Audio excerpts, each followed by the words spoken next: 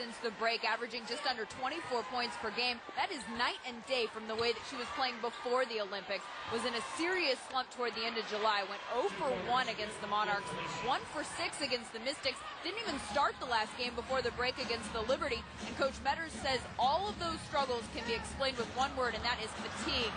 They have ridden her hard all season long, and she hit the proverbial wall even harder. As we've seen tonight, she's a totally different player when she's fresh. Atlanta not going away at either end of the court. They've cut it down to a 2-point LA lead. 63-61, 2 minutes gone here in the fourth.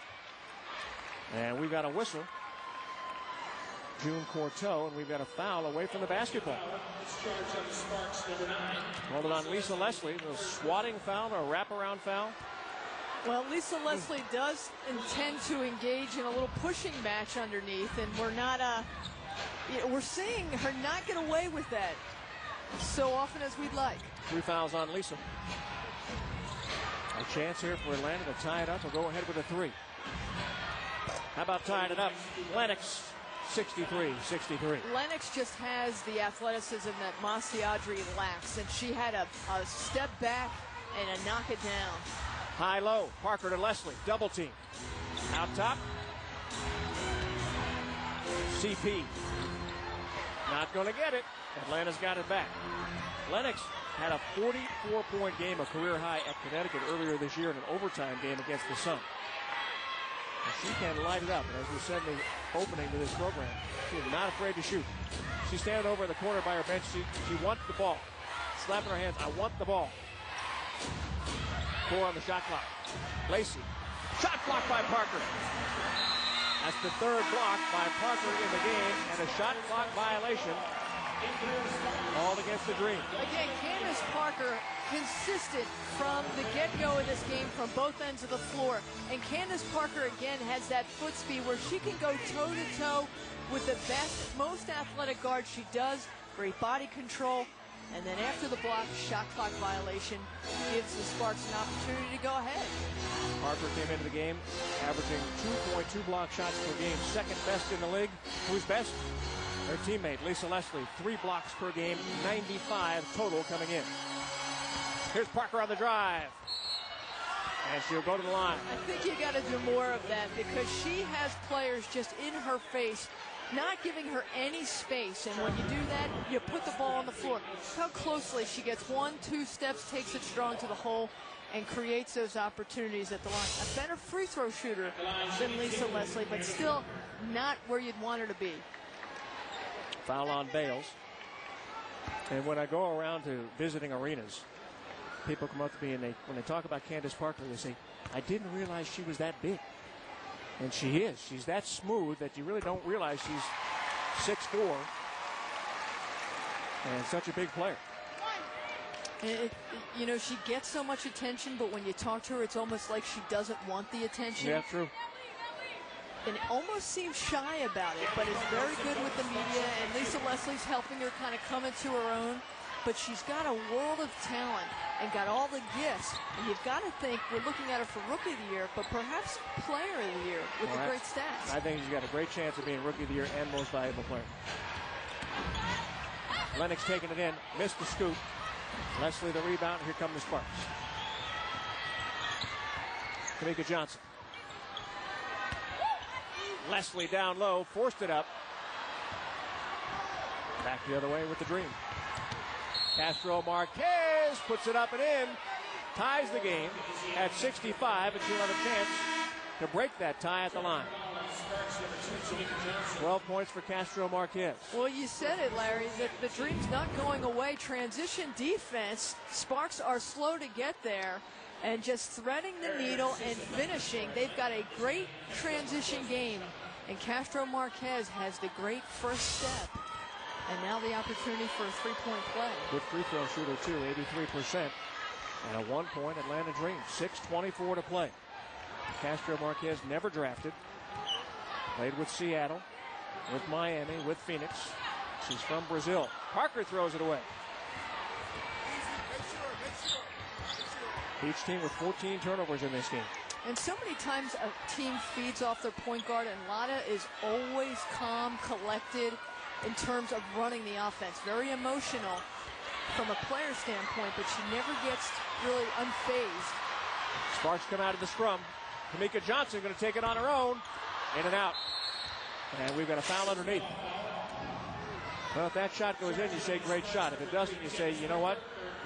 Maybe we should have waited for the troops to come up. Well, you'd like to see the guards start knocking them down for the Sparks. Hey, keep taking them. We've got a 1-point game. And guess who's got the lead? It's the Atlanta Dream, 66-65.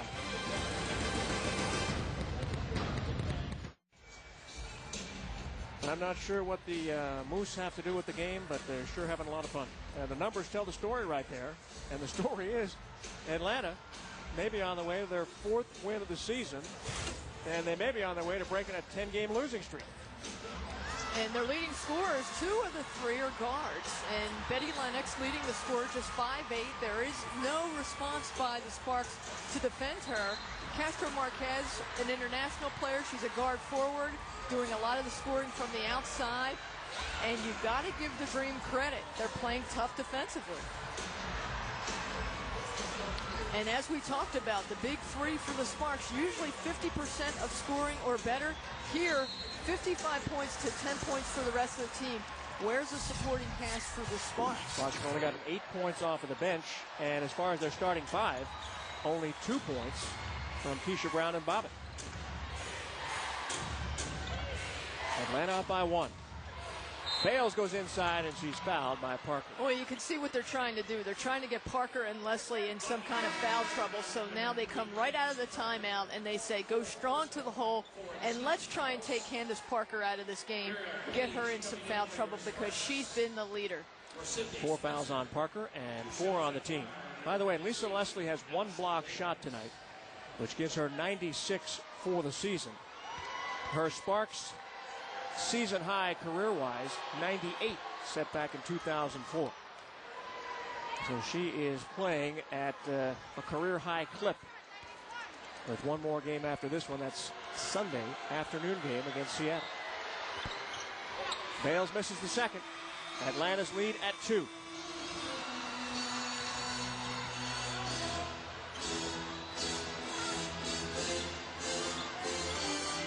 Parker against Castro Marquez. Here's the double. And Leslie banks it home inside. We're tied at 67. 15 points for Lisa. She's 1 rebound away from a double-double. When you look at it, 17 double-doubles for Parker. 14 so far for Leslie. There's a 3 by Castro Marquez. The Dream up by 3. Again, not a lot of sets offensively to the Dream. You know what they're going to do. Why did they have not fought through that screen, the Sparks, to stop that? Double and a steal by Latta. And she's fouled by Muriel Page out near midcourt.